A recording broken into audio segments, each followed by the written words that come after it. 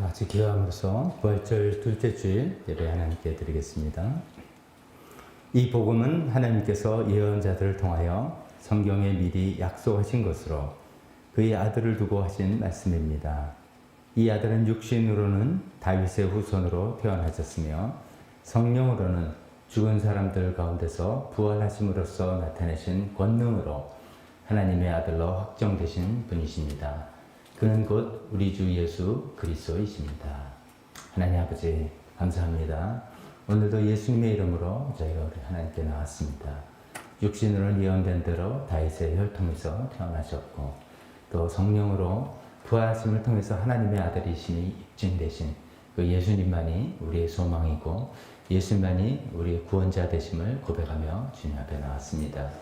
오늘 부활절 둘째 주일로서 부활의 선 소망이 우리를 지금부터 영원까지 이끌고 갈 정말 중요한 소망임을 다시 붙들며 주님 앞에 나왔습니다.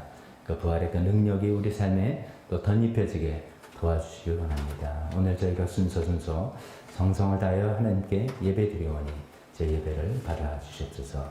예수님의 이름으로 기도했습니다. 아멘. 다 같이 일어서서 찬송가 부활 찬송 또 우리 여전히 부르겠습니다. 161장 할렐루야 우리 예수 부활 승천하셨네. 3절로 되어 있는 찬송가 가사 하나하나가 우리의 신앙의 고백입니다. 가사에 잘 집중하셔서 또 신앙 고백하면서 하나님께 찬양하겠습니다.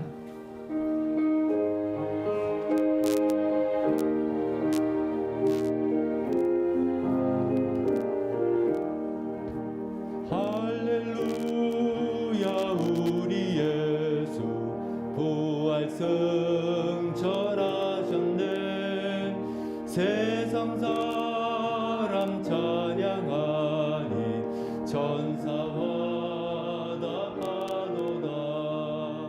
구주 예수 부활하사 사망 권세 이겼네.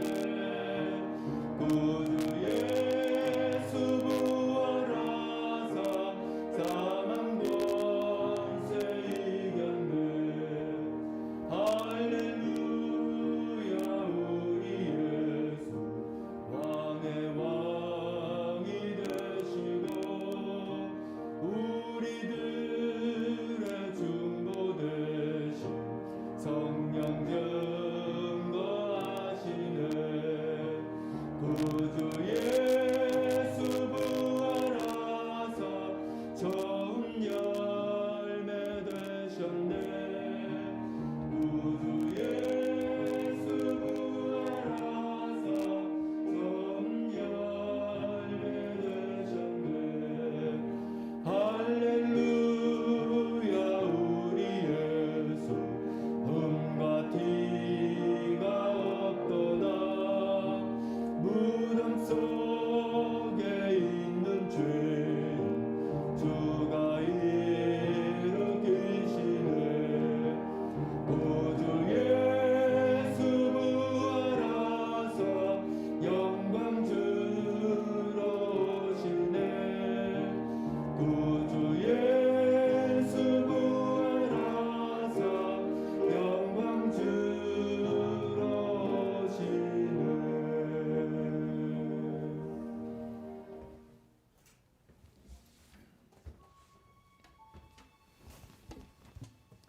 이어서 한 곡 주님께 드립니다.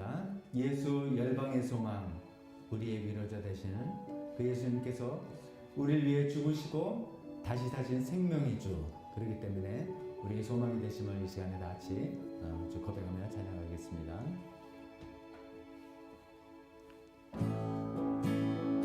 잠깐요. 지난번에 말씀드린 것처럼 뭔가 조금만 모션과 이런 거를 같이 소리를 안 내고 하더라도 하시면 훨씬 더 좋겠습니다. 하나, 둘, 셋, 넷.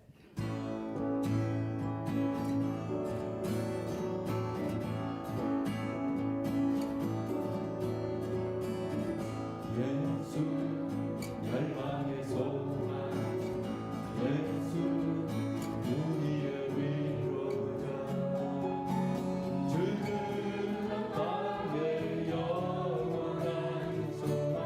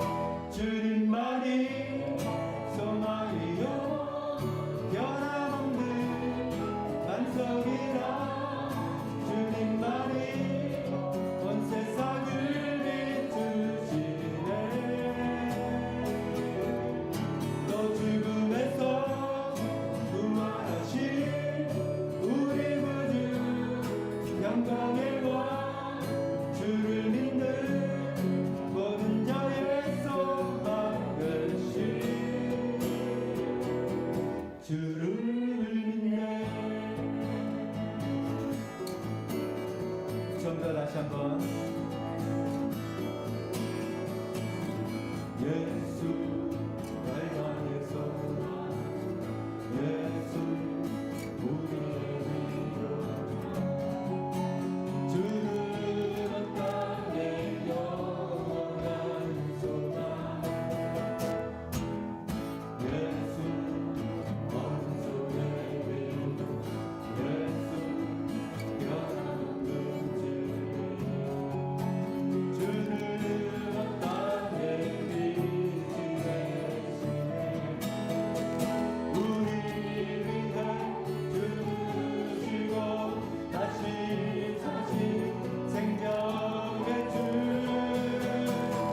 주님만이 소망이요 변함없는 반석이라 주님만이 온 세상을 비추시네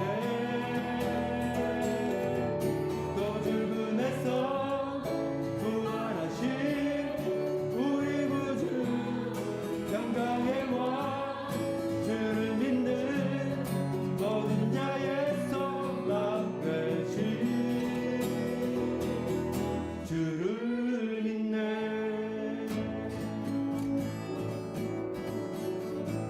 우리 위해 세 번 해봅시다 우리 위해 죽으시고 다시 사신 생명의 주 우리 위해 죽으시고 다시 사신 생명의 주 우리 위해 죽으시고 다시 사신 생명의 주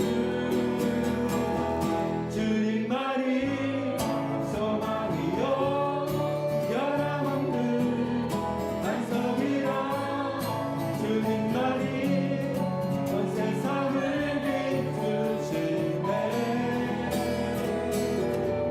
또 죽음에서 부활하신 우리 구주 영광의 왕 주를 믿는 모든 자의 소망 되신 주를 믿네 아멘 아멘. 자, 자리에 앉으시기 바랍니다.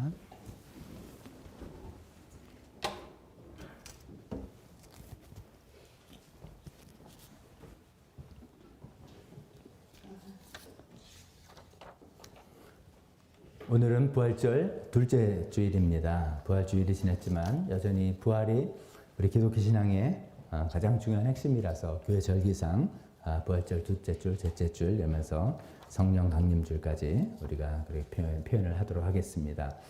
주보를 보면서 교회 소식 같이 나눠보도록 하겠습니다. 먼저 지난 수요일 날 저희가 수요예배 낮 예배를 마치고 이렇게 교제하고 있는데 네팔에서 라지 목사님 전화가 왔습니다. 참 오랜만에 좀 통화가 된 건데요. 지난번에 말씀드린 것처럼 소송권이 벌금형과 사회봉사 명령 이렇게 이제 바뀌었다 하지 않습니까? 그 사회봉사 명령으로 또 남쪽 지방에 와서 뭐 일종의 노동 같은 거죠. 그런 거 하는 차에 그걸 끝내고 수니타 자매님 있는 도다니 마을에 와서 전화를 하는 거라 그러더라고요. 여러 가지 이제 소식도 이야기하면서 저희가 그때 성경 홍보도 보내줘가지고선 커피나무도 심고 양봉도 한다 그래서 커피나무는 잘 자라나 했더니 썩 잘 자라지는 않는데요. 커피나무는. 근데 이제 양봉은 어떤가 했더니 이제 나중에 보여주는데 저희랑 방식이 좀 다르더라고요. 저희 같은 게 양봉이 아니라 무슨 통나무 잘라놓은 것 같은데 그걸 구멍이 이렇게 있고요. 고기 안에 벌들이 들락날락 하더라고요. 그래서 꿀은 나중에 어떻게 채취하냐 했더니 그 위를 아마 진흙으로 이렇게 붙였는데 그걸 진흙 제거하고 꿀 채취한다 그러더라고요. 그런 게 이제 몇 개 있는 거 보면서 야 정말 우리랑 굉장히 다르구나 이런 생각을 하게 됐습니다. 그 이제 사정을 좀 물어보니 역시 예상대로 굉장히 코로나 때문에 어려움을 겪고 있습니다. 거기 이제 교회 젊은 청년들을 제가 그냥 기숙사라고 표현했는데요. 청년들을 같이 한 6명 정도, 5명 정도 같이 교회에서 하우징을 마련해서 거기 이제 미국 교회에서 후원해서 살고 있는데 이제 딱히 먹을 수 있는 자금이 없는 거죠. 일거리가 없으니까. 근데 항상 이제 원기왕성한 청년들이니까 식비 같은 것 좀 보조했으면 좋겠다 그런 얘기도 하고 그 시티 미션 교회가 이렇게 작은 교회지만 신학생이 2명이나 있습니다. 2명은 다 이제 저희가 신학생 얘기를 많이 하지 않은 이유는 그 중에 한 신학생은 천 목사님 계신 캐나다 교회에서 후원을 많이 하고 계시고 그다음에 또 다른 학생은 또 미국 교회에서 하기 때문에 저희는 이제 사역을 여러 가지 분담하기도 하고 함께 하기도 해서 제가 많이 이야기를 하지는 않았지만 어느덧 졸업을 할 때가 됐답니다. 그래서 이제 양복도 하나 입어야 될 것 같고 비용도 좀 들 것 같고 등등 여러 가지를 이야기해서 거의 한 360만 원 정도 저희가 이제 송금 후원하기로 했습니다. 그래서 뭐 어떤 방식으로 후원했는지 이건 뭐 여기서 자세히 말씀드리는 게 뭐하지만 어떻게 용케 또 방법을 찾아내서 후원하기로 해서 선교비를 지원했다는 말씀 여러분께 드립니다. 두 번째 소식은 이제 저희 어머니 소식입니다. 저희 어머니 이춘자 권사님이신데요. 오늘 새벽에 평안하게 호스피스 병원에서 소천하셨습니다. 좀 굉장히 저희로서는 한편으로 놀라기도 했죠. 췌장암 말기암 진단을 받으시고 난 2주 만에 이제 소천하신 셈인데요. 진단 받으시고 그래도 감사하게도 집에서 여러 가지 가족들 만나고 삶을 정리하시면서 한 주일을 잘 보내시고 지난 토요일 날 모시고 와서 호스피스 병원에서 여기서 좀 오래 있을 수 있을 거라 생각도 했는데 암뿐만 아니라 저희 어머님 이제 심장 문제가 원래 있는 분이라서 그것이 잘 안 되었던 모양입니다. 그래서 저희 기대와는 달리 굉장히 빨리 그래도 일찍 소천하셨습니다. 그동안 기도해 주셔서 너무 감사드리고요. 저희 어머님 이제 장례 일정은 이렇게 저희는 하고 있습니다. 어머님 이제 아산병원에서 2번이나 심장 판마 수술을 하시면서 그 시신기증을 하겠다고 하나님 앞에서 약속을 하셨어요. 그래서 아산병원에 연락해서 이제 시신은 기증하고 그러면 이제 아산병원에서 그 시신 가지고 여러 가지 필요 용도에 쓰다가 그 시간이 얼마나 걸릴지 모르지만 나중에 이제 화장을 해서 저희 가족에게 주면 저희는 또 준비된 가족 수목장에다 모시기로 이렇게 되어 있습니다. 그리고 장례 절차는 어머님이 아무래도 이제 그런 이제 시신기증도 하시면서 좀 조용히 하시고 싶은 의도도 있고 또 요즘 또 코로나 때문이라서 별도의 빈소는 마련하지 않고 그냥 지내려고 합니다. 그래서 마지막 예배는 저희 부모님이 다니시는 종로구에 있는 서울중앙교회 제 모교이기도 하죠. 거기서 천국 한송 예배로 저희가 드려달라고 부탁을 드렸고 그 날짜를 지금 조율 중입니다. 미국에 저희 이제 누님들, 형님이 오시는데 요즘은 미국에서 올 때도 시간이 굉장히 걸리죠. 다행히도 이제 사망했다는 증거가 있으면 자가격리는 면제되지만 코로나 검사 받아야 되고 등등 일정이 있어서 이제 오신 일정이 되면은 목요일이나 될지 금요일이나 될지 이렇게 되면은 천국 환송 예배 이렇게 드리는 것으로 저희 장례 일정을 잡고 있습니다. 여러분께 기도 부탁을 드리는 것은 이제 모든 일정이 아름답고 은혜롭게 잘 될 수 있도록 기도해 주시면 좋겠고요. 특히 이제 또 저희 아버님, 저희로서는 이제 또 다른 이제 숙제가 남아있죠. 저희 아버님 이제 올해 우리 나이로 101세, 101세십니다. 부인을 먼저 보내고 저희 이제 다들 이제 아버지 걱정을 하죠. 아버지는 어떠실까? 아버지를 어떻게 돌볼까? 이런 또 다른 큰 이제 숙제라면 숙제가 있는데 또 일단은 아버님 마음이 평강으로 좀 괜찮으시도록 기도해 주시면 고맙겠습니다. 계속해서 특별기도 우리 강성희 목장님의 어머님 장정숙 어머님 또 좀 괜찮아지시다 하더니 또 여전히 상태 안 좋아서 지금 그 구멍을 뚫고 삽입을 했다는 그런 소식도 들었습니다. 계속해서 어머님 모든 건강 인생 남은 여생을 하나님께 온전히 맡기고 기도합니다. 다행히도 백기락 집사님 아버님은 그 암이 아니다라는 기쁜 판정을 받아서 기도 제목에는 제외를 했습니다.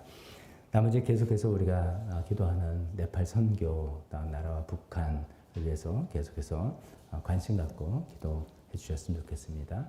이 시간에 대표 기도와 또 헌금 시간으로 이어지겠습니다.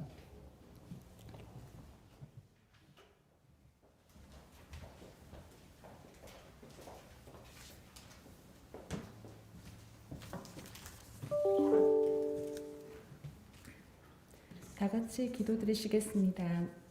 죄와 죽음으로부터 우리를 구원하시고 부활의 첫 열매가 되신 영광의 예수님을 찬양합니다.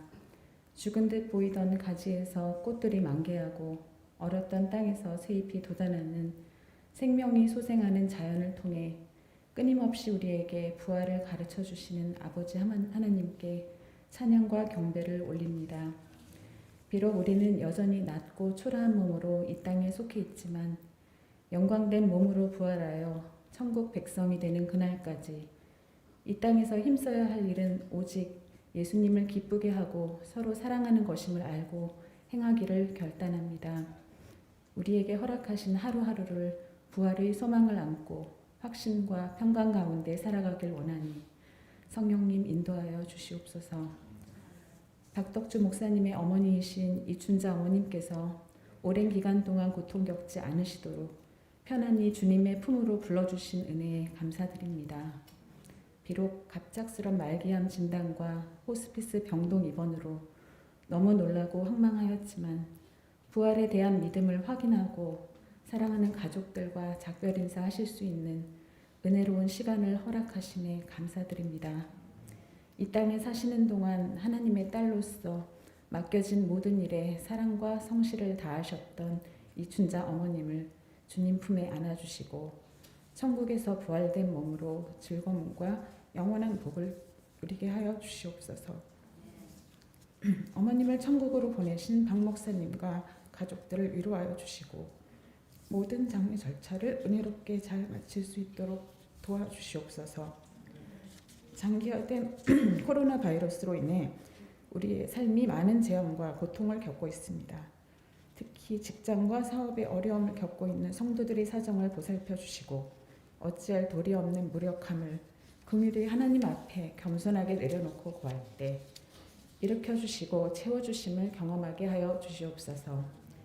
예배 인원 제한으로 인해 모든 성도가 한 공간에서 예배드리지 못하는 이 상황에 말씀의 삶 과정을 통하여 온라인 공간에서 같이 말씀을 읽고 나눌 수 있게 허락하여 주시니 감사드립니다. 어디에 있든 하나님 말씀을 사모하고 순종하는 형제 자매임을 느끼며 각자의 처소에서 하나님을 깊이 만나고 다 같이 한 마음으로 예배의 회복을 위해 기도하게 하여 주시옵소서. 건강상의 어려움으로 고생하시는 분들을 위해 기도드립니다. 강성희 집사님의 어머니 장정숙 어머님께서 주님 품으로 가실 때까지 남은 기간 평안하게 하여 주시고 백기락 집사님의 아버지 백성호 아버님의 육신과 영혼의 회복을 위해 기도드립니다. 또한 우리 교회 어르신 한 분 한 분 강건하게 지켜주시고 육신은 약하여지나 영은 매일 새로워져서 영광된 몸으로 하나님 앞에 서게 되실 그날까지 인도하여 주시옵소서. 교회 학교 자녀들을 위하여 기도드립니다. 친구와 어울리고 학교에서 공부하는 지극히 당연한 일상이 요원해진 시기지만 가정에서 부모님과 형제의 사랑을 경험하며 부족함 없이 성장할 수 있도록 하여 주시옵소서. 하나님 자녀로서의 정체성을 늘 기억하고 기쁘게 살아가는 우리 자녀들 될 수 있도록 복을 내려주시길 간구합니다. 네팔 시티미션 교회를 위해 기도드립니다. 코로나와 전도금지법으로 어려운 가운데서도 오직 예수 그리스도를 전하고자 힘쓰는 라직 목사님과 동역자들을 기억하시고 하나님의 도우심과 사랑을 경험하는 삶을 살아가며 하나님 나라를 확장하는 일에 귀하게 사용하여 주시옵소서. 박덕주 목사님과 사모님을 위해 기도드립니다. 사랑하는 교회를 사랑과 기도로 신실하게 섬기시는 목사님 사모님을 축복합니다. 믿음의 유산이 자손 대대로 이어지는 복된 가문의 자녀로서 또 한 교회의 목회자로서 기도와 사랑으로 섬기시는 목사님과 사모님의 헌신을 받아주시고 또 그 자녀들에게 복을 내려 주시옵소서. 오늘 예배를 위해 기도드립니다. 신령과 진정으로 드려지는 예배가 되게 하여 주시고 오늘 주시는 말씀이 우리 안에 새겨지고 믿음으로 결단하고 거듭나는 시간이 되기를 소망하며 모든 말씀 우리 주 예수 그리스도 이름으로 기도드렸습니다.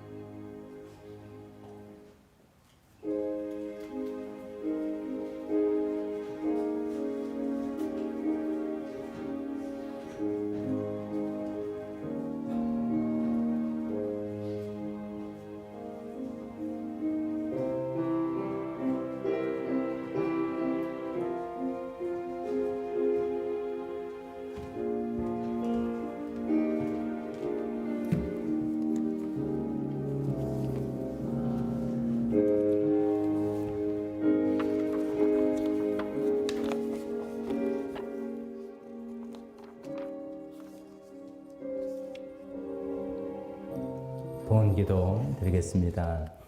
하나님 아버지, 저희 삶은 온전히 주님께 바쳐져 있습니다. 하나님께서 저희를 온전히 인도하시는 아버지 되심을 다시 한번 고백합니다. 이런 모든 사랑과 고백을 이 물질을 담아서 주님께 드립니다. 하나님, 우리의 먹을 것을 공급해 주시는 신실하신 하나님 감사드립니다. 우리를 계속해서 인도해 주실 것을 간절히 바랍니다. 이 물질 좀 받아주시고 하나님 나라에 아름답게 사용하여 주시옵소서. 예수님의 이름으로 기도했습니다. 아멘.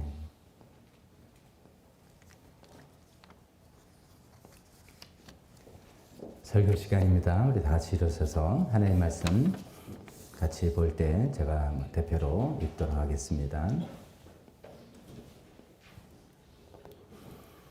오늘 고린도 전서의 두 부분의 본문의 말씀을 준비했습니다.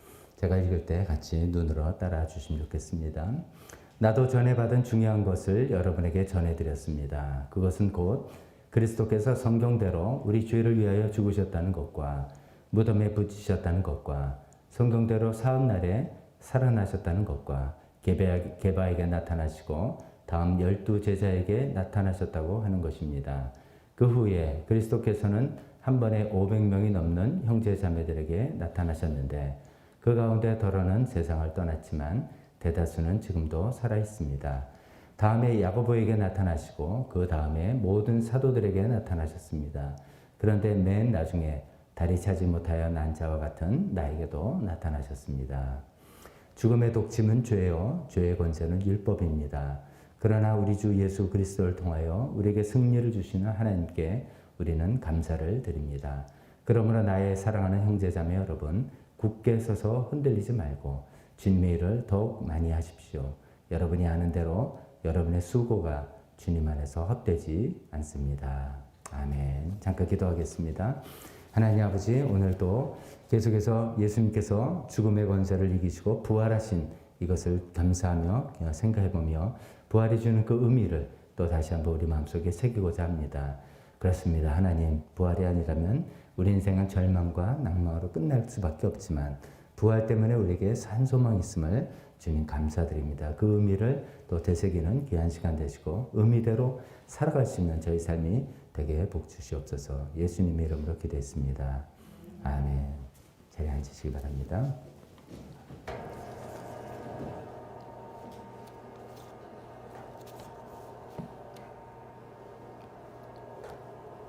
오늘 아까 첫 인사할 때 우리 교회 오신 분들 인사하고 댁에서 온라인으로 예배드리는 분들 인사를 마치 못한 것 같은데 댁에서 온라인으로 예배드리는 모든 분들도 주님의 이름으로 환영합니다.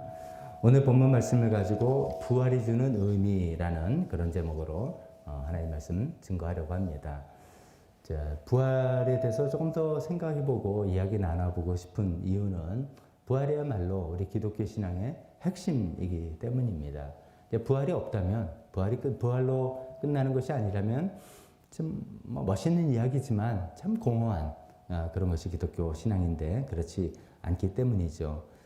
근데 이제 여러분 다 그렇게 다 믿으시고 다 그렇게 하시겠지만 일종의 이게 노파심이라고 그래야 되겠죠. 노파심에 있어서 정말 부활로 믿는가?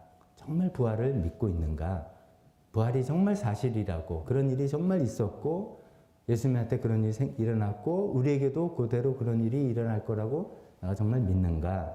아니면 그냥 교리적으로 그렇다니까 소위 막 그런 거 있잖아요. 그냥 아유 그렇다니까 그런 거지 라고 하는 것인가? 이것을 우리가 좀 생각해 봤으면 좋겠다는 생각입니다. 우리가 이제 예수님 부활하셨다 또 예수님 부활의 첫 열매가 돼서 우리 모두도 그 뒤를 따른다라는 이야기를 할 때 이거 참 얼핏 보면 사실 믿기가 너무 어려운 엄청난 그런 일입니다. 엄청난 사건이죠. 이게 이제 병원에서 가끔 이제 막 실려와서 심박동수가 끝나고 예를 들었는데 어떻게 심폐소생술해서 다시 소생하는 경우가 있잖아요. 이제 그런 소생 정도가 아니라 예수님 죽어서 이제 장례식까지 다 했잖아요. 돌문에 탁 다쳐서 장례식까지 다 했는데 그분이 살아나셨고 그 살아나신 거 정도가 아니라 그분이 희한하게도 예전의 모습과 똑같은 모습이면서도 또 전혀 다른 모습으로, 그걸 이제 조금 어려운 용어로 예수님이 그 부활한 몸, 부활체를 연속성과 불연속성 혹은 비연속성의 몸으로 입었다. 그러니까 딱 보면 예수님인데 또 보면 예수님이 아닌, 예수님 같지 않은, 그래서 막 시공을 초월하시고 막 이런 모습. 근데 또 자세히 보니까 예수님이신 그런 이제 우리 정체성은 똑같지만 굉장히 다른 어떤 차원의 몸이 되는 몸으로 부활하셨다는 그런 내용이잖아요. 그러니까 정말 이거는 뭐 기적 중에 이런 기적이 없죠. 단순한 그런 기적만이 아니라 예수님의 부활이 의미하는 바가 예수님께서 우리 죄를 대신하기 위해서 죽으셨다라고 하는 평소 예수님께서 하시는 말씀이 사실이라는 게 입증이 된 그런 놀라운 일 아닙니까? 그 의로운 죽음이었다. 자기 죄로 인해서 죽은 게 아니라 정말로 죄 없는 사람이 모든 사람 죄를 대신해서 죽었다. 대속의 죽음, 대신 구속해주는 죽음이었다라는 것이 입증된 것이고, 오늘 제가 이제 로마서 1장을 읽으면서 예배를 시작했는데 하나님의 아들이라는 것이 또 입증이 되는 그런 것이 놀라운 일이고, 또 예수님께서 늘 생전에 가르치셨던 천국이 왔다, 하나님 나라가 왔다라고 하는 그 말씀이 입증이 되는 거죠. 예수님 오심을 통해서 하나님의 나라, 천국이 이미 이제 쫙 시작이 되고 우리가 천국에 사실 살고 있는 거죠. 불완전한 천국이죠, 이 땅에서는. 그러나 하나님께서 우리를 통치하시고 우리가 그 통치에 들어갔기 때문에 우리는 천국 백성의 삶을 살아나고 있는 것. 그것이 이제 진짜다. 그래서 점점 완성된 천국, 그곳으로 가게 되는 그 시작이 되었다라는 것을 입증하는 그런 놀라운 일이죠. 자, 그런데 이제 오늘 이제 그런 너무나도 중요한 부활을 제가 아까 말씀드린 것처럼 정말 믿을 수 있는 건가? 이런 문제를 먼저 잠깐 말씀드려 보고요. 부활이 정말 사실인지 어떻게 입증할 수 있는 건가? 이런 문제를 좀 일부러 말씀드리고, 두 번째로 부활이 주는 의미를 또 간단하게 살펴보려고 합니다. 이 말씀은 이제 성경에 예수님 부활하셨다는데 목사님 자꾸만 이렇게 쓸데없는 시간 들이십니까? 라고 하시는 분들에게는 정말 죄송한 말입니다. 그냥 성경에 이렇게 써 있고, 그렇다면 그냥 예수님 죽으시다 부활하셨고, 예수님 부활 첫 열매니까 우리도 그냥 살아가는 거 당연한 건데, 이렇게 이제 너무나 믿음이 좋으신 분들은 그냥 좀 이해를 해 주시고요. 그래도 이거 들어보면 혹시 도움이 좀 될지도 모르니까, 여러분들 뭐 복잡하지 않게 그래도 좀 이야기를 잘 말씀을 드려보도록 하겠습니다. 부활에 대해서 항상 저는 어릴 때부터 이런 생각이, 궁금함이 들었습니다. 예수님 참 이상하시다. 부활하셔서 왜 몰래 제자들에게만 나타나셨나? 그것도 뭐 한꺼번에 확 나타나는 것도 처음에 뭐 여인들에게 나타나고 왜 사람 헷갈리게 만드시는 거잖아요. 그 뭐 비밀스러운가? 이런 거 생각이 들었어요. 제 생각에는 예수님 부활하셨으면 딱 세 군데에 나타나시면 됩니다. 처음에 산헤드린, 유대인들의 그 지도자들이 모인 여기 쫙 나타나시면 끝나죠.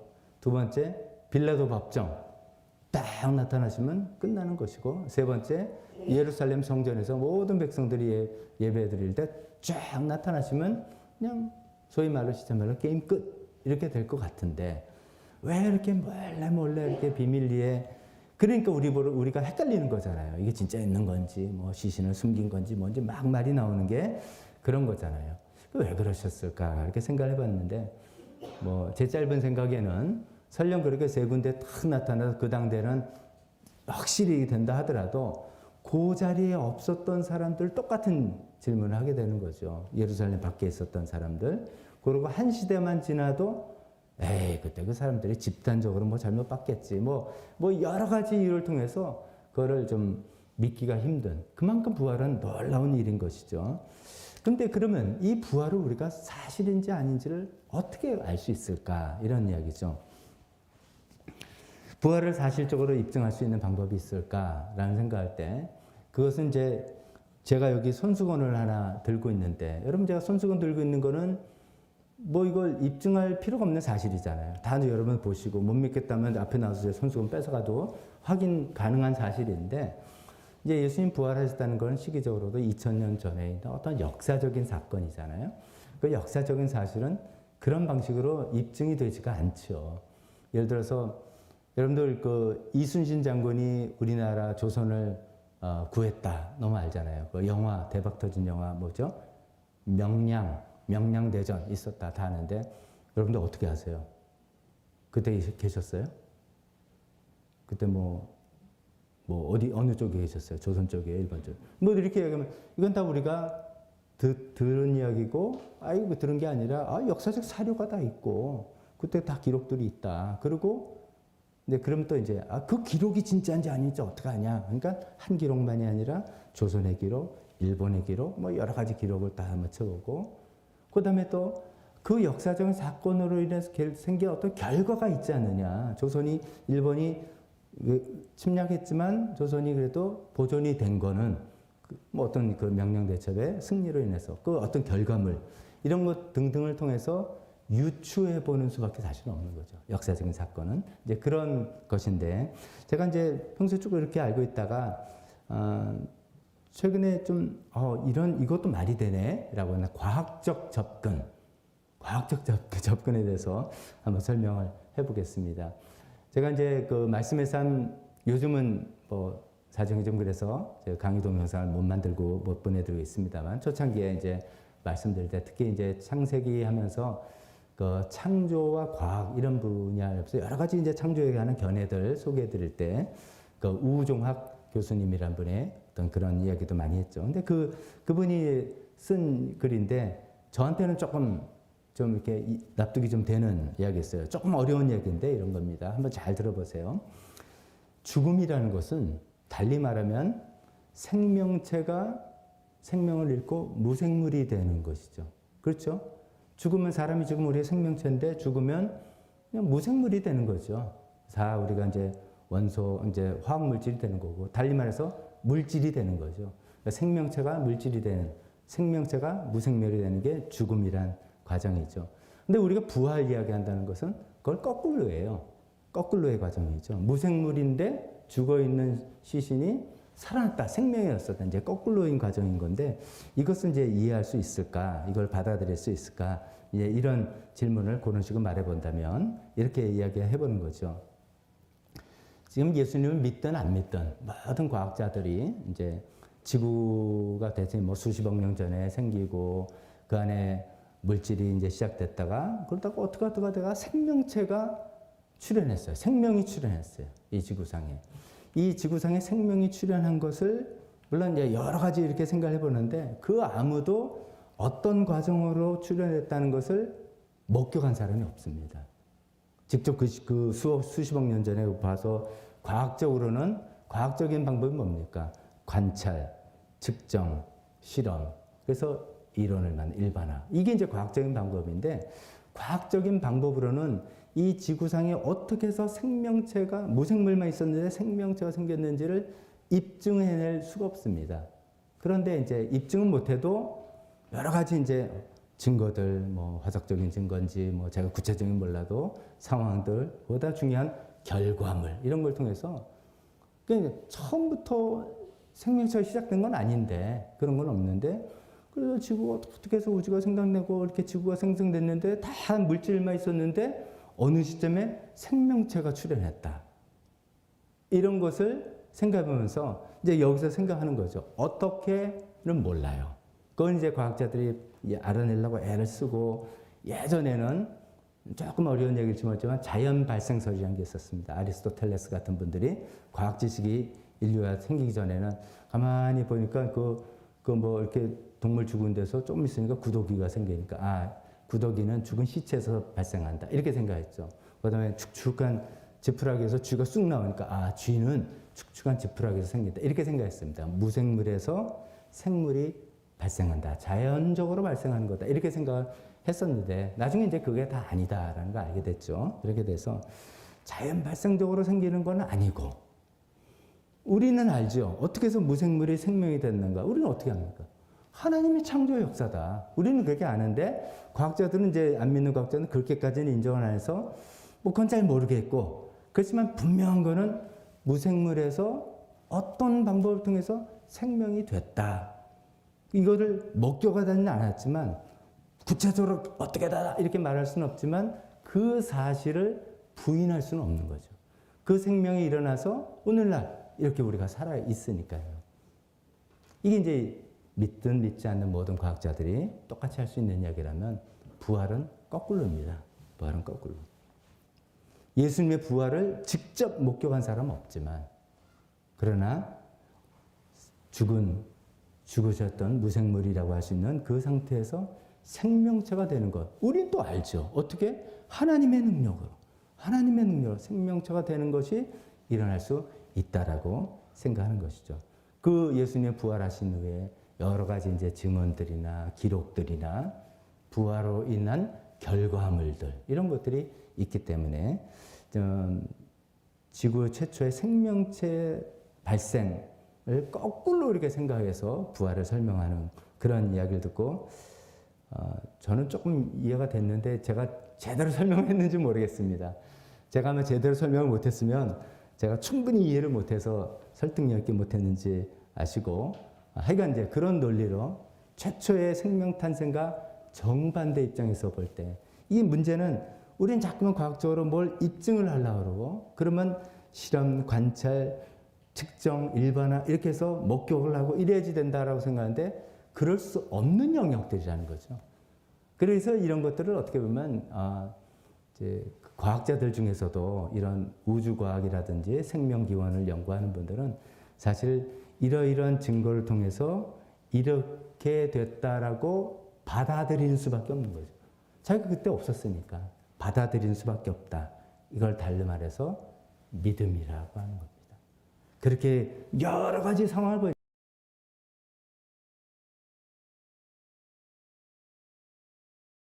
생명체가 출현하기 시작했다라고 과학적으로는 입증 못해요. 그러나 그렇게 받아들이는 수밖에. 왜냐하면 이렇게 생명이 이렇게 일어났으니까.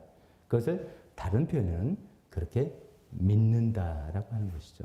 그런 의미에서 부활도 예수님의 부활을 직접 목격한 자가 없고 그것을 과학적으로 다시 또 재현할 수도 없는 거고 실험할 수도 없는 거고 그런 것이지만 예수님에 관한 기록과 증인들과 그 결과물, 그게 바로 교회 아닙니까? 이런 걸 통해서 예수님의 부활을 우리가 어느 정도 입증할 수 있다, 믿을 수 있다라고 말씀드려봅니다. 이제 이건 좀 딱딱한 이야기고요. 좀 더 우리가 쉽게 그래도 여러분의 익숙한 접근을 성경적인 접근, 이거 또 한번 그냥 좀 딱딱한 이야기지만 그 내용적인 차원이라고 생각하면서 한번 들어보시기 바랍니다. 이거는 주로 이제 이런 변증론적인 책, 변증은 우리 믿음을 변호하는 그런 걸 변증학이라고 합니다. 그 미국에 활동한 리 스트로베리라는 분이 그런 걸 참 책을 많이 썼는데요. 그분이 이제 부활의 증거라는 책도 있고 여러 책에서 이제 여러 가지 이야기한 것 중에 제가 좀 쉬운 것들만 4가지만 생각을 해보려고 합니다. 이제 이분의 이제 접근이 이거죠. 부활이 사실이 아니라면, 진짜 부활이 일어나는 게 부활이 사실로 있었던 게 아니라면 설명하기가 훨씬 더 어려운 일들이 많다는 거예요. 그 이후의 기독교 역사는 설명하기가 훨씬 더 어려운 거죠. 부활이 사실이라면 그냥 부활 자체는 믿기 어려워도 그게 말 되네 이렇게 되는 건데 부활이 사실이 아니라면 그 다음에 왜 이런 일들은 왜 이렇게 되는 건지를 설명하기가 더 힘들어진다. 이런 이제 관점에서 4가지 이야기하는데 첫 번째는 이런 겁니다. 예수님이 십자가 돌아가시고 그 다음에 부활이라는 걸 가로에 쳐놓고 예수님 다시 살아난 부활을 가로에 쳐놓고 있는지 없는지 잘 모르겠다 가로에 쳐놓고 그 다음에 사건은 뭐냐면 사도행전이에요. 사도행전 2장 3장이에요. 베드로의 첫 설교 사도행전 2장에 나옵니다. 그게 이제 교회의 최초의 설교라고 이야기하는데 첫 번째 메시지죠. 그 첫 번째 메시지의 핵심이 여러분 뭔지 기억하십니까? 정답 잘 말씀해 줄 거예요. 제가 이제 여러분 인도하려면 그 두려움을 떨던 베드로가 부인하던 베드로가 예수님 돌아가신 마음에 양심이 드디어 찔렸어요. 그래서 내가 스승을 배신하다니 이러면 안 되지. 우리 스승께서 가르쳐주신 그 위대한 가르침을 내가 용기를 내서 목숨을 다해서 다시 이거를 전파해야 되겠다. 그래서 다 동료 제자를 모아가지고 전파를 합니다. 전파해서 우리 스승님의 메시지는 사랑이었다. 여러분 우리 서로 사랑합시다. 원수든 뭐든 예수님께서 서로 사랑하고 원수도 사랑하라고 했다. 이렇게 할 수 있는 거죠. 아니면은 이 세상에 얼마나 평화가 없습니까? 로마가 평화를 주겠습니까? 우리 마음속에 내적인 평화로 합시다. 이렇게 할 수도 있었죠. 그러면 비교적 호응이 좀 갔을 거예요. 누구나 사랑, 평화, 그거 싫어할 사람이 어디 있어요? 그렇지, 그래, 말 되네, 좋지. 이렇게 할 텐데 첫 메시지가 뭐냐면 예수가 다시 살아났다. 예수가 부활했다. 이거예요. 이게 굉장히 얼마나 위험한 메시지냐면 예수님의 무덤이 당시 그 예루살렘에 있는 거예요. 예수님을 예루살렘에서 처형했어요. 그래서 무덤이 있는데 무덤이 여기 있는데 이 무덤에 들어가 있는 사람이 지금 살아났다는 이야기를 하는 건 얼마나 위험천만한 일입니까? 근데 베드로가 예수님 다시 살아나셨다. 첫 번째 메시지, 기독교의 첫 번째 메시지는 부활입니다. 지금은 이제 물론 우리가 사랑 이렇게 되긴 하지만 그 사랑이 가능한 건 예수님 부활하셨기 때문에 가능하다는 그런 차원에서 어떻게 보면 굉장히 어렵고 힘든 메시지로 출발했다는 것이죠. 근데 그것이 먹혀 들어가는 거예요. 반박을 못하는 거고, 그래서 뭐 거기 이론도 있어, 시신을 숨겼다 어떤 말이 있지만 전혀 반박을 못하고 예수님이 부활하셨다는 것이 사람들에게, 물론 안 믿는 사람도 있었습니다만 먹혀 들어가서 발전한 게 기독교라는 거죠. 기독교는 처음부터 부활로 시작한 종교죠. 이게 사실이 아니라면 그렇게 될 가능성이 거의 없는 그런 것이죠. 두 번째는 이제 많이 들어보셨겠죠. 부활을 보고 그 부활을 보고 믿은 사람들의 놀라운 변화들이 있는 거예요. 대표적인 예들이 지금 제가 베드로 이야기한 것처럼 그 예수님의 12제자들. 그 지금 물론 가룟 유다는 이제 자살로 생을 마쳤지만 12제자가 겁쟁이에서 용기 있는 복음 전파자로 바뀌었잖아요. 근데 이제 바뀌었다도 중요하지만 전부 다 바뀌었다도 굉장히 중요합니다. 집단적으로 한 사람도 빼놓지 않고 11명 전체가 몽땅 바뀌었다는 것도 굉장히 이것은 이게 사실이 아니고는 이런 일이 생기기가 어려운데 이렇게 생각해 볼 수 있는 거죠.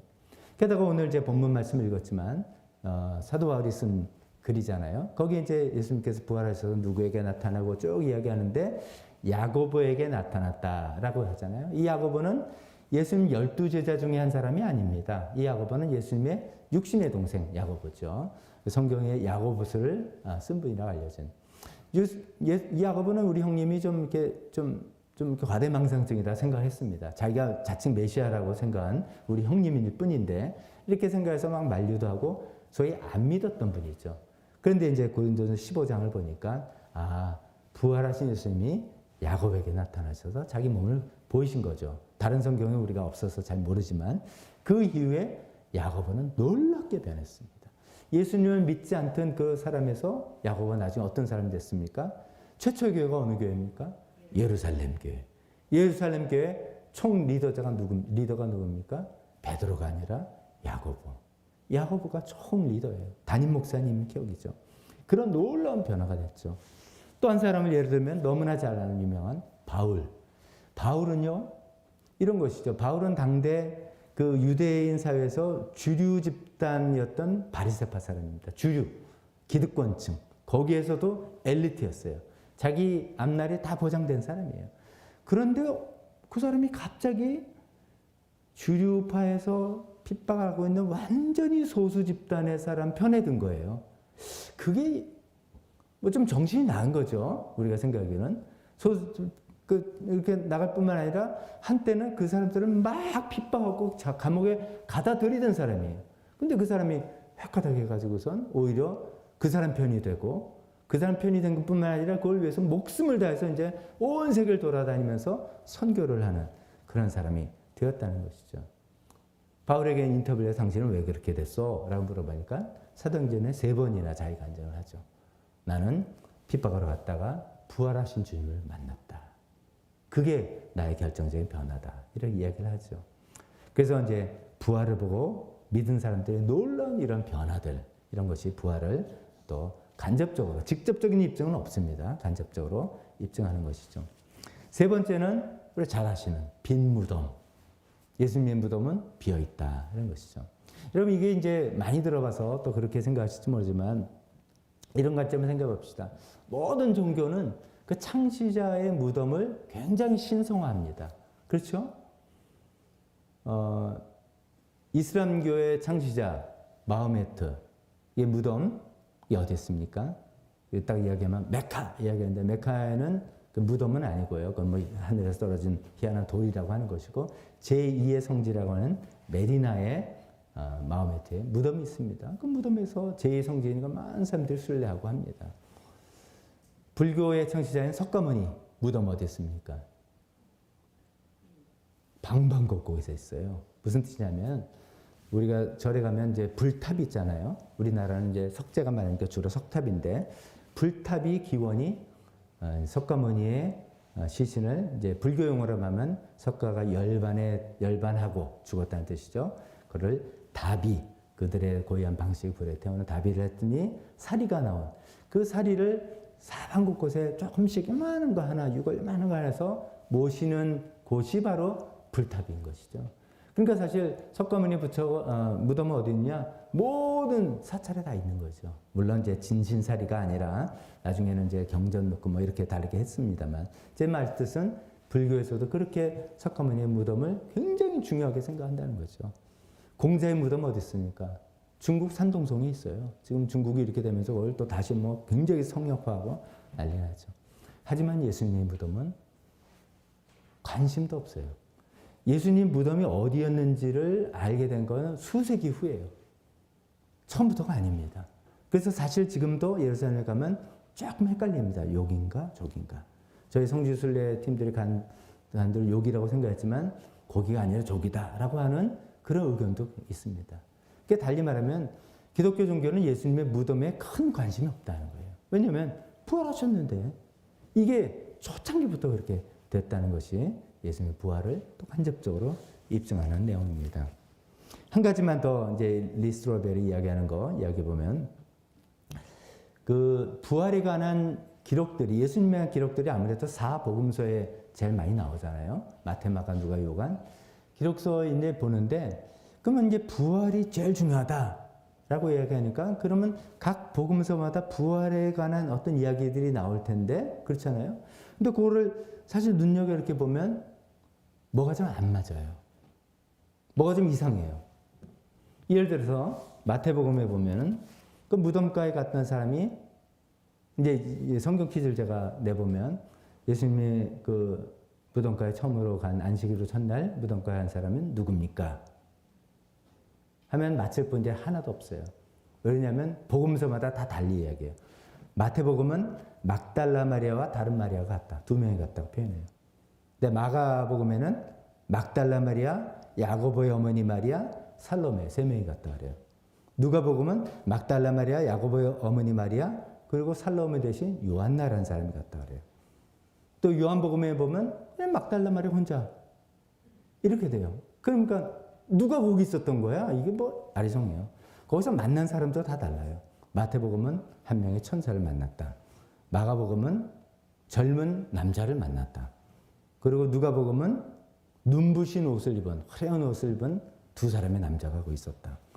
요한복음은 두 명의 천사를 봤다. 뭐 이렇게 이야기 다루고. 이제 뭐 마태복음은 예수님 만나서 발 잡고 절을 했다 이렇게 나오고 마가복음 같은 경우는 예수님 만나는 기록도 없어요.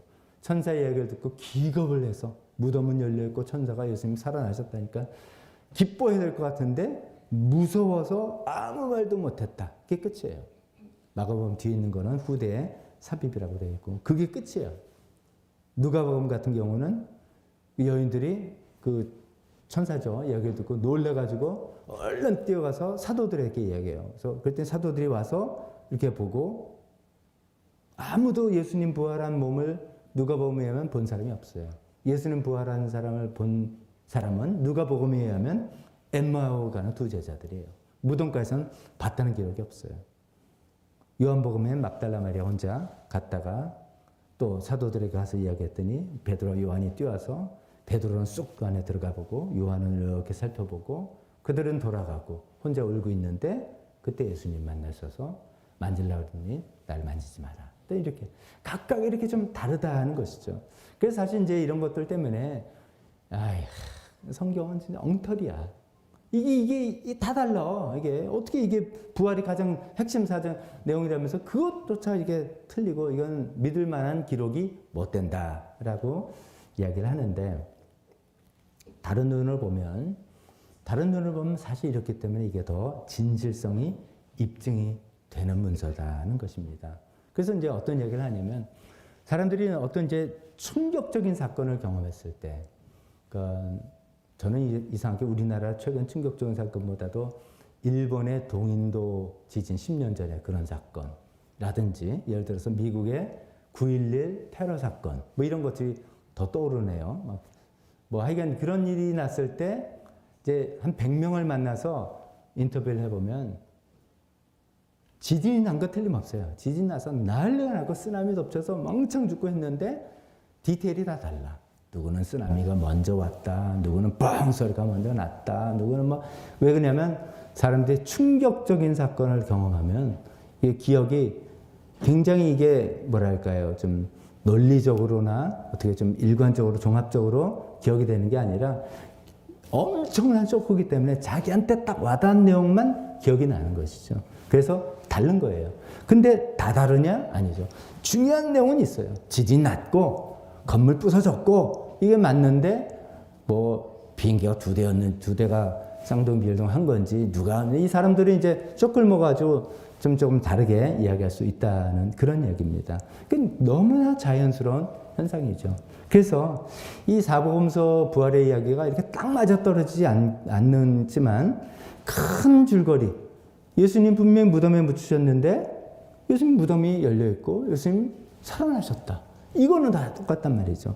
그러니까 요 사건 자체가 워낙 충격적이고 워낙 예상하지도 못한 사건이고 그 사건이 너무나 사실 어떻게 보면 두렵고 떨린 사건이라서 그것을 경험한 증인들이 기억하는 기억들은 세부 디테일이 다르더라 이거죠. 근데 그거를 이제 예를 들어서 이제 기독교회가 이제 초창기에 부활이 중요한 내용이니까 이거는 좀 입을 맞춰야 돼. 그래서 너 그렇게 쓰면 안 돼. 헷갈려. 3명이 1명이야. 네, 맞죠. 너 몇 명 봤어? 3명? 그럼 너도 3명. 그래. 다 3명으로 하자. 3명. 하고 천사 보면 게 1명에 2명이야. 1명에 2명 합시다. 2명. 이렇게 다 맞춰 놔야 되는 거죠, 사실은. 근데 그렇게 하면 그 조작이 있죠. 성경은 진실하게 자기가 본 그대로 딴 사람이 어떻게 썼더라도 자기가 본 그대로 진실하게 기록했다는 것이죠. 그리고 부활에 대한 기록도 이제 뭐 얼핏 보면 제가 이렇게 막 이야기하는 것만큼 부활에 대해서 기록이 막 저 같으면 이랬을 것 같아요. 부활에서 막 자세하고 화려하고 막 정교하게 막 쓸 것 같아요. 근데 이들은 쇼크를 먹고 쓴 거, 자기가 본 기억만 써서 굉장히 좀 이렇게 뭐라면 좀 단순하고 그렇게 쓴 그대로 기록을 문서를 남겼다는 것이죠. 그렇기 때문에 오히려 이 기록은 진실성이 있다라고 생각할 수 있는 겁니다. 그 진실성이 있다는 걸 하나만 더 말씀드리면 그 예수님의 부활의 첫 증인이 남성입니까? 여성입니까? 제가 맨날 강조하죠. 남자입니까? 여자입니까? 여자잖아요. 여자 그 당대로서 증인의 가치가 없는. 그러니까 이게 조작이라 그러면은 당연히 여자는 안 써요. 이걸 조작하는 사건이라면은 베드로가 본 거예요. 베드로는 나중에 뭐 부인했어? 그럼 베드로는 빼고 요한 십자가 끝까지 갔다 갔던 신실한 요한이 예수님 이렇게 써야 되는 거죠. 그럼에도 불구하고 사실 그대로 여인이 가장 먼저 목격을 하고 여인들이 찾아가서 목격하고 사실 그대로 썼던 그렇기 때문에 이거는 좀 믿을 만한 그런 가치 사료라고 볼 수가 있는 것입니다. 자, 이런 내용을 통해서 좀 오늘 좀 딱딱하게 좀 더 보면 이제 어떤 과학적인 내용, 뭐 우주 초창기의 생명의 출현과 거꾸로 빗대서 무생물에서 생명으로 바뀌는 것과 생명에서 무생물로 바뀌는 것이 똑같이 목격할 수 없지만 과학적으로 입증할 수 없지만 여러 가지 정황을 보고 그걸 받아들일 수밖에 없는 믿을 수밖에 없는 그런 성격의 사건들이다. 이거는 일반적인 사건하고 다른 그런 사건들이라는 것과 성경적인 여러 가지 말씀을 드려봤습니다. 두 번째로는 이제 알겠다. 그것이 이제 오케이. 그러면 제 심정은 그렇죠. 오늘부로 어느 분도 부활 그냥 교회에서 부활이 있다니까 예수님 부활했다니까 아멘. 그럼 얼마나 좋겠냐. 그런 거지. 부활이 아니라면 난 꽝이니까 그렇게 하자가 아니라 정말 예수님께서 부활하셨고 부활로 인해서 우리에게 얼마나 큰 소망. 이거는 사실이다. 일어난 일이다 라는 것이 정말 여러분 마음속에 믿음으로 소망으로 자리 잡으시길 축원합니다. 두 번째 부활이 주는 의미, 오늘 고린도전서 본문을 가지고 생각해 보겠습니다. 첫 번째 의미는 죽음을 승리의 관점에서 보게 된다라는 의미입니다. 죽음을 승리의 관점에서 보게 된다. 57절에 이렇게 되어 있습니다. 우리 주 예수 그리스도를 통하여 우리에게 승리를 주시는 하나님께 우리는 감사를 드립니다. 부활장 15장 다 어떻게 지난주에 말씀드린 것 같이 마침 예수 지금 57절 58절 결론인데 예수 그리스도를 통하여 우리에게 승리를 주시는 하나님께 감사한다. 어떤 승리? 죽음을 이기는 승리죠. 이 문맥상 이건 죽음을 이기는 승리라는 것이죠. 그래서 부활이 죽음을 승리의 관점에서 보게 하는 그런 의미가 우리에게 있다는 것입니다. 지금은 이제 교회를 다니든 안 다니든 누구나 다 그냥 일단 힐링송처럼 되어 있는 곡이 있죠. 당신은 뭐하기 위해서 태어난 사람? 사랑받기 위해 태어난 사람. 자연히 손이 이렇게 나오고요. 여러 가지 다 좋아하는데, 냉정히 말하면 당신은 죽기 위해서 태어난 사람이죠. 우리 모두는 태어난 순간부터 죽는 날이 우리는 모르지만 정해져서 죽음으로 그는 향하는 그런 사람이죠. 그래서 사실은 냉정히 말하면 우리는 죽기 위해서 태어난 사람이라고 말할 수 있겠습니다. 아무리 우리가 죽음을 기피하고 언급하는 거 꺼리잖아요. 우리 특히 동양 문화에서는 죽음, 죽었다 이런 얘기 안 합니다. 유족을 위로할 때도 절대로 그런 말씀은 안 되고 굉장히 이걸 애둘러서 표현하고 하는 그런 것이죠. 또 죽음 앞에 슬퍼하고 또 죽음 과정이 고통스러워하고 아무리 그래도 이 죽음을 피해갈 수 있는 사람이 없지 않습니까? 또 생각해보면 참 그래요. 우리가 이제 이렇게 지내면서 몸에 좋은 거 얼마나 좋아합니까? 뭐 음식이라도 맛없어 그래도 몸에 좋은 거래 그러면 그래? 그러면서 다 먹어요. 몸에 좋은 거라면 다 먹어요. 아무리 비싸도 이게 몸에 좋은 거라면 팔려요.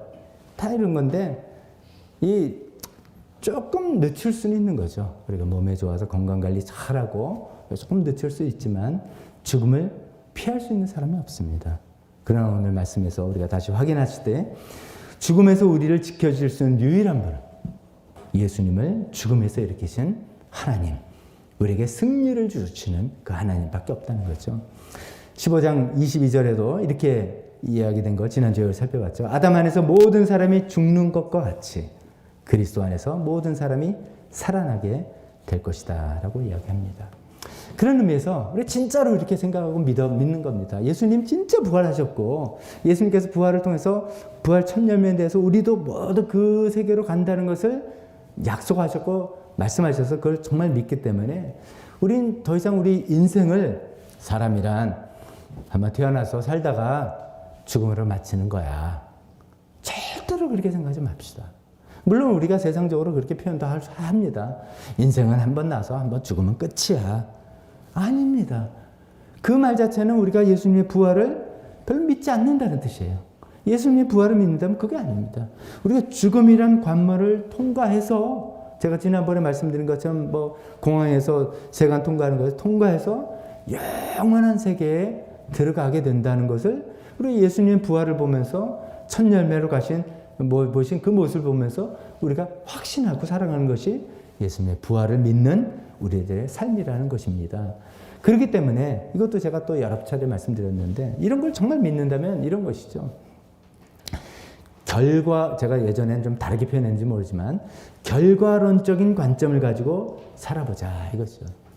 우리는 지금 인생에 어떤 진행상이 있습니다. 인생을 살아가는 진행이 있습니다.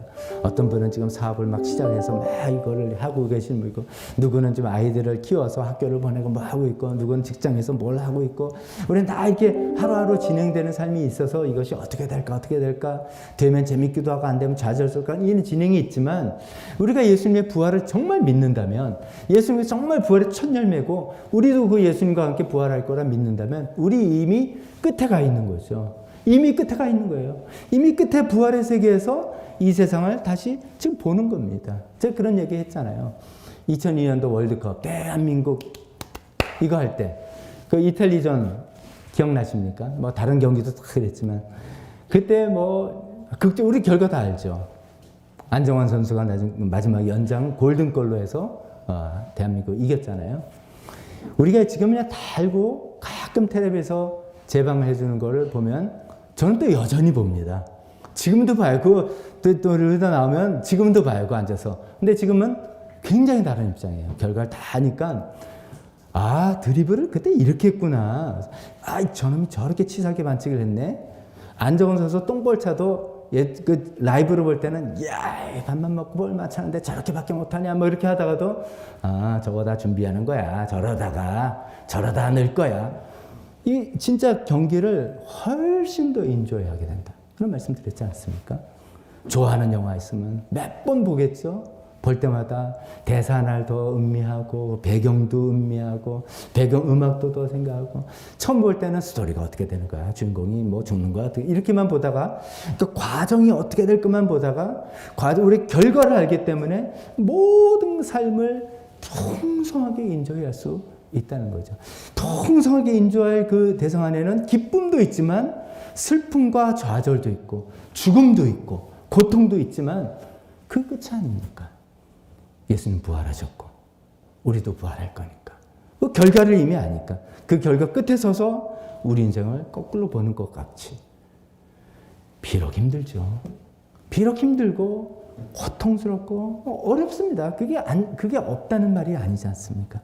그렇지만도 우리는 결과론적인 관점에서 인생을 보게 되는 것이 예수님이 부활하셨기 때문에 그리고 우리도 부활할 거기 때문에 우리가 가질 수 있게 되는 커다란 의미가 아닌가 싶습니다. 그래서 58절 마지막에도 굳게 서서 흔들리지 말아라.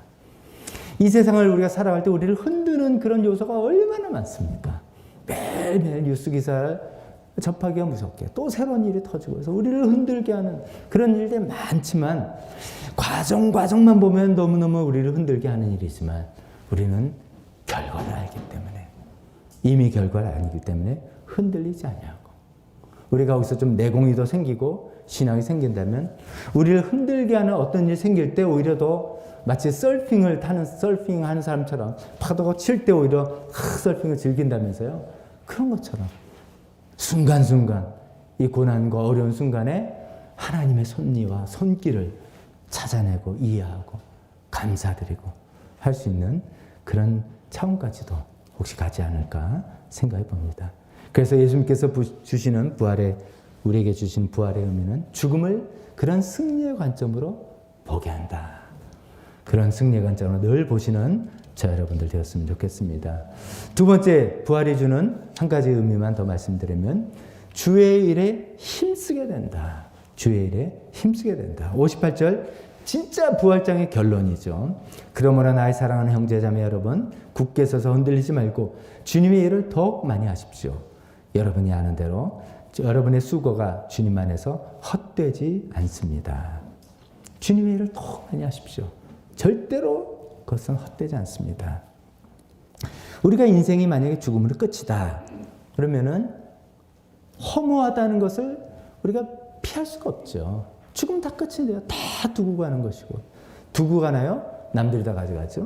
내가 애쓰고 수고한 것들 다 전도서에도 그 말씀 나오잖아요. 헛되도 다. 내가 다 벌었는데 내가 또 알지 못하는 사람들이 다 가져간다. 이런 얘기 정말 현실적으로 나오지 않습니까? 그런데 이제 우리가 헛되지 않다. 그렇기 때문에 더 수고할 수 있는 거는 이 우리의 수고가 부활의 세계, 천국과 부활의 세계로 연결되기 때문에 비록 우리가 이 생에서 우리가 바라는 결과 주어지지 않는다 할지라도 그런 것도 물론 있고요.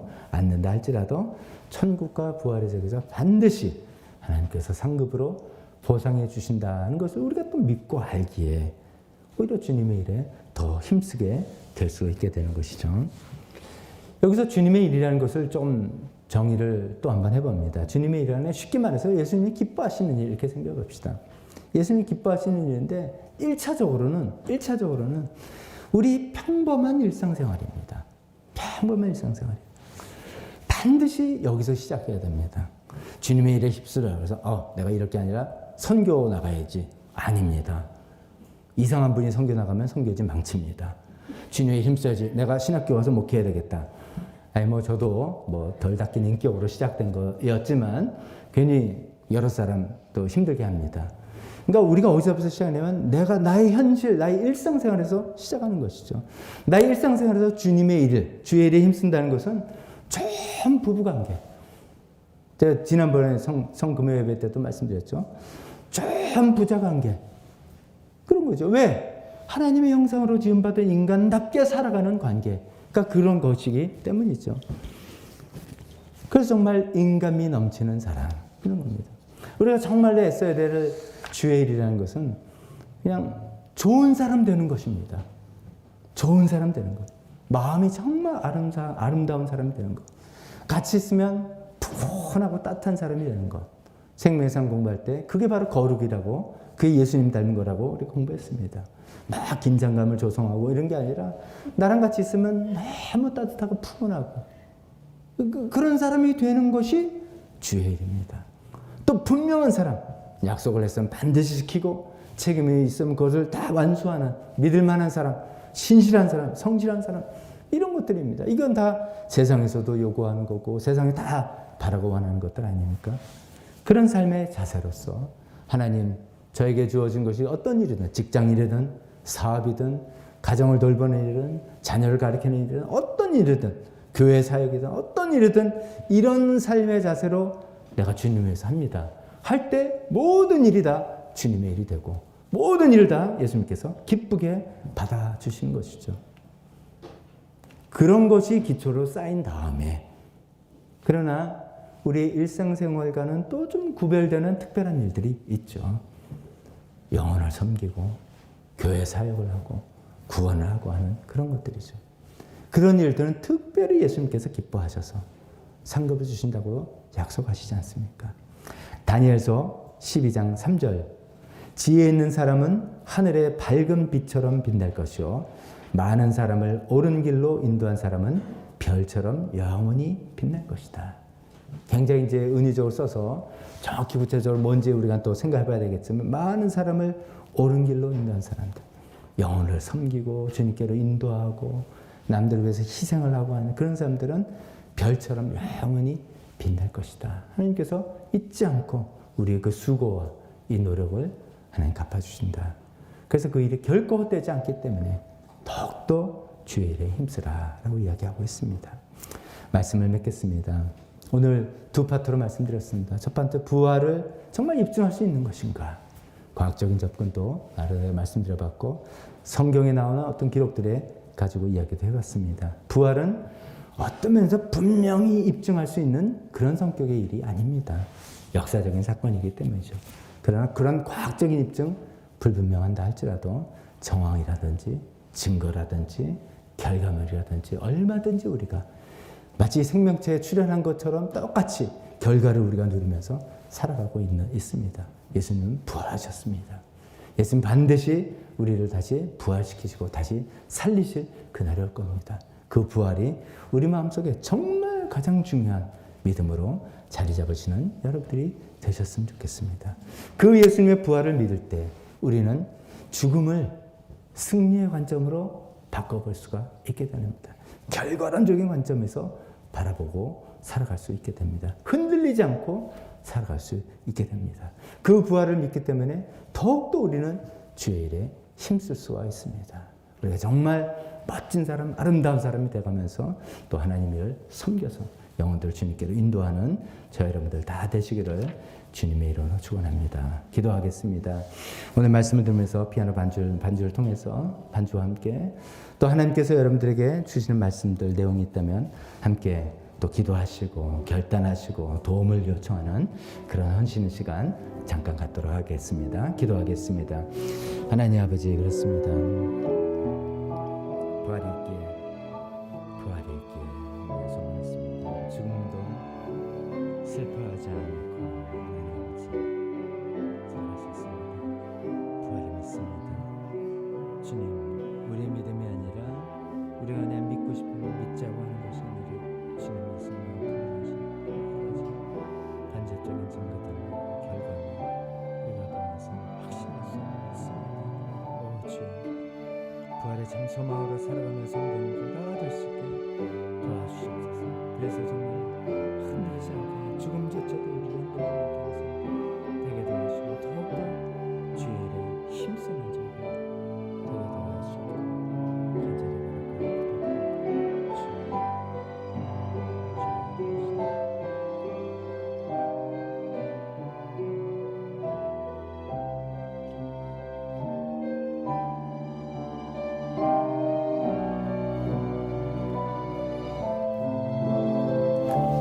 하나님 아버지, 저희는 부활을 믿습니다. 예수님은 정말 사망하셨지만, 우리를 위해서 돌아가셨지만 사망의 권세를 이기시고 부활하셔서 우리의 영원한 소망이 되셨습니다. 하나님, 그 영원한 소망이 우리 삶에 온전히 들어와서 우리 인생을 지배하는 그런 놀라운 진리가 되기를 간절히 소망합니다. 주님, 그 부활을 정말 우리가 확실하고 믿을 때 하나님 아버지, 죽음이라는 그런 것도 좀 우리가 거기에 굴복하지 않고 흔들리지 않고 승리의 관점으로 바라볼 수 있게 될 것입니다. 주님, 그렇게 살고 싶습니다. 그렇게 살겠습니다. 도와주시옵소서. 또 부활을 확실히 믿을 때 더욱더 힘써 주의 일을 하는 저희가 될 수 있습니다. 하나님 아버지, 우리 수고가 결코 헛되지 않기 때문에 그렇습니다. 하나님 아버지, 더욱더 주님을 기쁘시게 하는 일을 해나가는 저희 모두가 되기를 간절히 원합니다.